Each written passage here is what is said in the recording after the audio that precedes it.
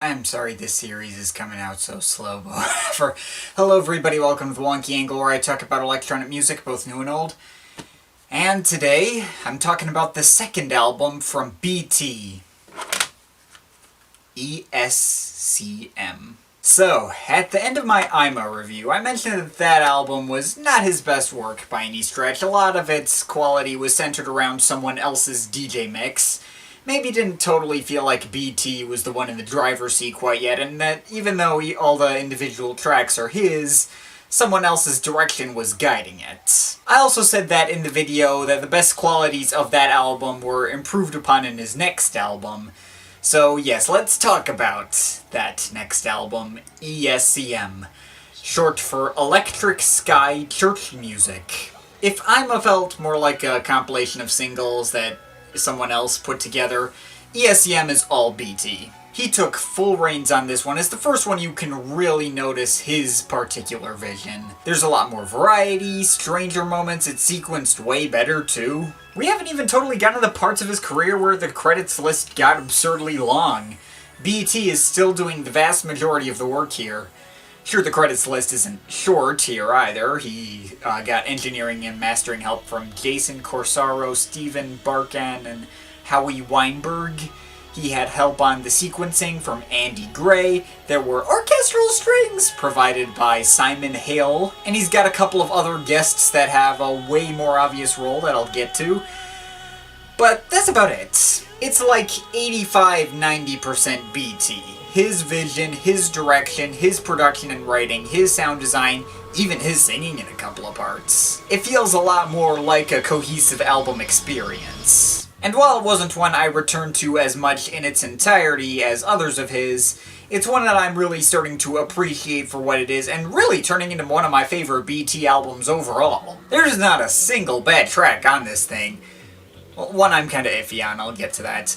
But it shows the uplifting styles on IMA and further builds on them and refines them. This really is a classic album that shows some of the best stuff ever released in the genre, and has fun with plenty of other styles so as never to get boring for people who wouldn't otherwise be into this kind of stuff. It's an absolute must-listen, for sure. So let's talk about individual tracks. The opener, Firewater, already lets you know you're in for something a lot more ambitious than what you got before. It's almost like a multi-part suite, but not quite. Starts out as this tranquil, ambient, piano-driven piece with some deep-voiced spoken word from T.H. Culhane, but then builds up into this kind of break-heavy, down-tempo piece that's both driving and relaxing at the same time, with all these catchy vocal lines. Very much bringing that refreshing and uplifting feel of his first album, but presenting it in a lot stranger and more unconventional context. Also, there's a lot of field recordings here too, which I really like the use of field recordings all over this thing. And 6 minutes in, BT even changes it up into a more acoustic guitar-driven piece, with his own singing and some kind of Eastern flute sounds too later. It even ends in this more minimalistic soundtracky orchestral string piece. While he's not the greatest singer, the way all of these elements blend together so well and fit so cohesively alongside each other, the dude aimed high and accomplished everything he hoped to accomplish. He made these 8-9 minutes feel like they went by in 3 or 4. And that's only the first track. Most tracks on here don't actually have that many elements. Orbitus Terranium, that's a more straightforward trance tune that's kind of more like previous simpler tracks on his first album, like Quark. Though it's still not totally following the genre formula to a T. It starts out again with a spirit-lifting ambient piano piece, and the actual trance sections, I hesitate to call them trance. And they don't have all the percussion in the usual places. It feels more offbeat and scuffling and breaksier. There's little stutter edits all over the place too, because, stutter edits have just always been his thing. But it's still pretty hard-hitting with its squelchy, alarm-like synths and other drum breaks going around. And then we get into the big, iconic standout track that so transcended its time, Flaming June.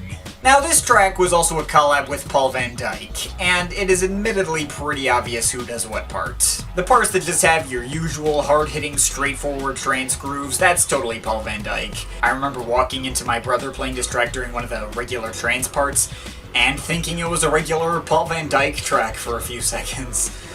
Until that main iconic melody came back in and I was like, crap, that's BT. And I imagine it was BT's decision to have those brief ambient side tracks and to end in a switch up into a drum and bass style, and he is most likely behind that main iconic melody since Van Dyk's tracks don't usually have that kind of hook power to them. At least not to that extent. Whatever the case, both artists' contributions to this track are amazing and made it one of the all-time trance greats. Van Dyk's trance grooves are super propulsive and satisfying, and BT's hooks and sidetracks had all the flavor and memorability to make it really go above and beyond. Not that kind of above and beyond. It's become one of BT's most famous tracks for good reason. Now, after this point is admittedly where things get kinda weird, as ESCM is unfortunately one of those albums that has two different versions depending on the country in which they were released. Thankfully, it's only a one-track difference. Talking about movement and still life is going to be interesting. But yeah, the UK got an atmospheric drum and bass track called The Road To Lostwithiel at track 4, and the US replaces it with a poppier Enigma-esque track featuring the vocals of Dan Johnston called Lullaby For Gaia. Now, personally, I think both of these tracks are amazing. The version I'm used to is the one with Lullaby For Gaia. I do really enjoy Johnston's airy performance and find the catchy melodies to be quite alluring and relaxing, but I'll admit the Road To Lostwithiel is probably better for this album. I freaking love the fast-paced but laid-back atmosphere it creates that can still be hard-hitting. It just really makes this futuristic and uplifting feeling, and it sounds freaking gorgeous. Even if it's not on the version I typically listen to, I may just have to admit this is probably the better track. And I think it would also transition better into the next track, Memories in a Sea of Forgetfulness, which is also an atmospheric drum and bass type tune that happens to feature a lot of Persian rambling from T.H. Culhane, who sounds really strange but really intriguement. That's a pretty damn solid track too. But yeah, going from that drum and bass ending of Flaming June to the next two tracks, maintaining that style would probably make for better and more satisfying album construction. I suppose Lullaby For Gaia isn't totally necessary either, given how we have a much better track with Dan Johnston's vocals here. That being Remember. This track feels like a lot bigger and more important moment on this album. Johnston's hooks feels a lot more emotional than the kind of more reserved tones of Lullaby For Gaia, as well as catchier. Remember me, there may be times when it's not right. Sorry, I'm not a good singer, if you didn't know that already. And the instrumental is a lot more focused on more straightforward trance grooves, though it also has other weird moments where it switches over to rock instrumentation, and it blends in so well you might not even notice it happened.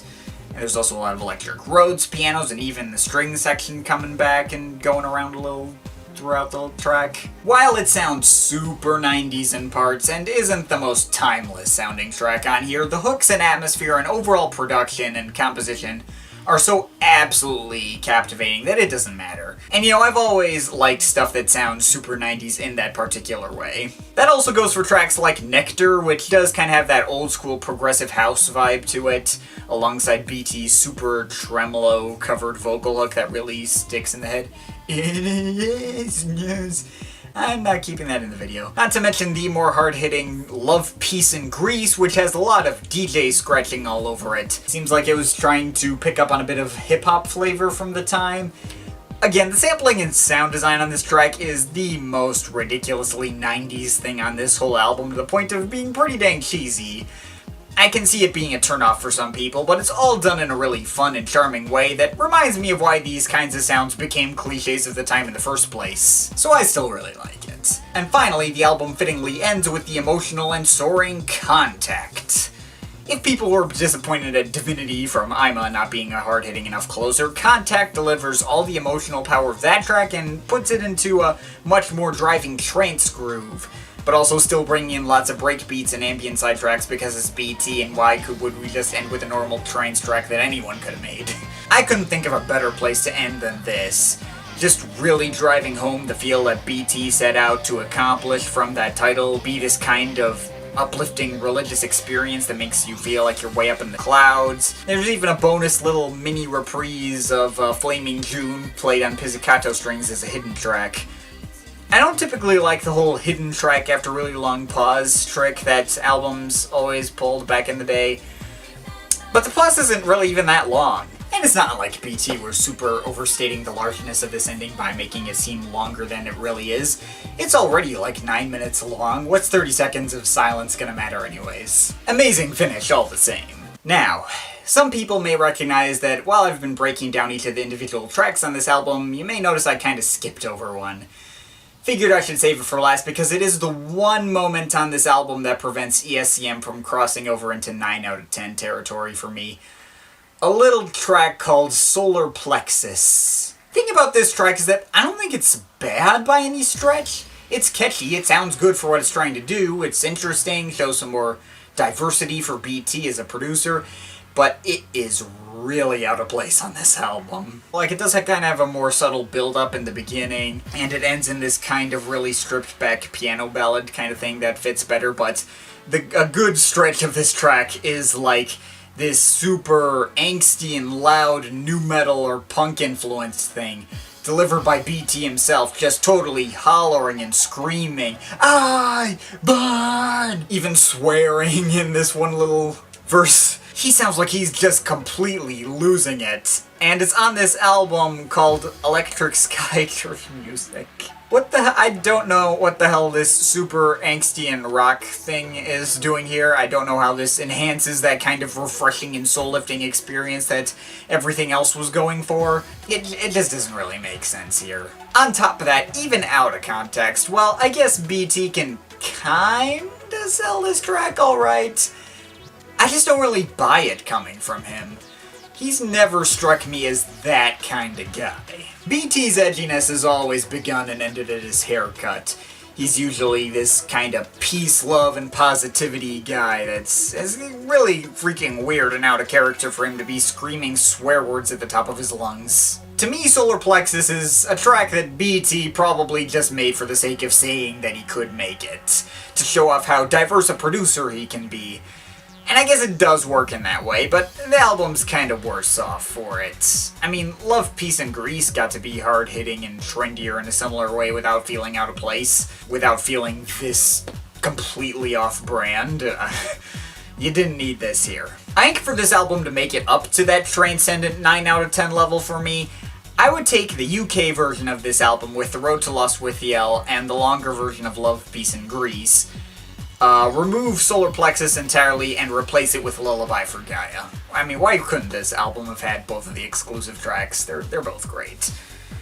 Oh well. But yeah, that's about all I got on the topic of ESCM. Even with my nitpicks, this is unquestionably a classic. It's an album that keeps you consistently interested from start to finish, embraces the sounds of its time in a way that is still really fun and enjoyable now, and pushed forward the genre into some new territory that many artists like Chicane and ATB would try to replicate afterwards.